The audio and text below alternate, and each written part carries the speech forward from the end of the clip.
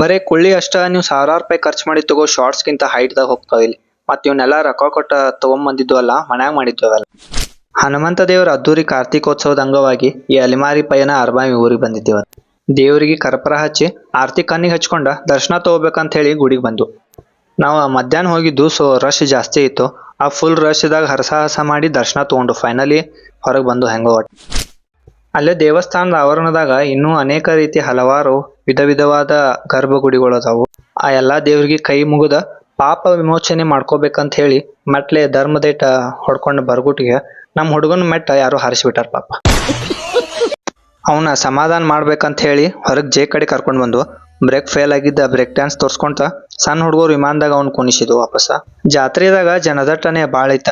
So ಮಂದಿ ಎಲ್ಲಿ ಖಾಲಿ ಅದಾರ ನೋಡಿ ಅಲ್ಲಿ ಏನಾರ ತಗೋಬೇಕಂತ ಹೇಳಿ ಜುಮ್ಕಿ ಮತ್ತ ಹೆರ್ಪಿನ ತಗೊಂಡ್ ಜಾತ್ರೆ ಮುಗಿಸ್ಕೊಂಡ ಎತ್ತಿನ ಸರ್ತ್ ನೋಡಿದ್ವು. ಈ ಬೈಕ್ದವ್ರ ಹಿಂದಿನ ಸೀಟ್ದಾಗ ಒಂದೊಂದು ಎತ್ತ ಕುಣಿಸ್ಕೊಂಡು ಹೋಗೋರ್ಗತೆ ಮಾಡತ್ತಾರ ಎಲ್ಲಾರು.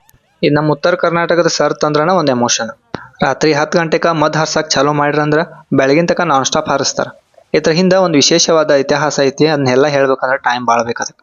ಜಾಸ್ತಿ ಜನರು ಇಷ್ಟ ಇದ್ದಿದ್ ಕಮೆಂಟ್ ಬಂದ್ರ ಸಂಪೂರ್ಣ ಇತಿಹಾಸ ಹೇಳೋಣ ಅಂತ ನೆಕ್ಸ್ಟ್ ವಿಡಿಯೋದಾಗ. ಲಾಗ್ ಇಷ್ಟ ಆದ್ರೆ ಶೇರ್ ಮಾಡಿ, ಲೈಕ್ ಮಾಡಿ, ಕಮೆಂಟ್ ಮಾಡಿ. Thank you.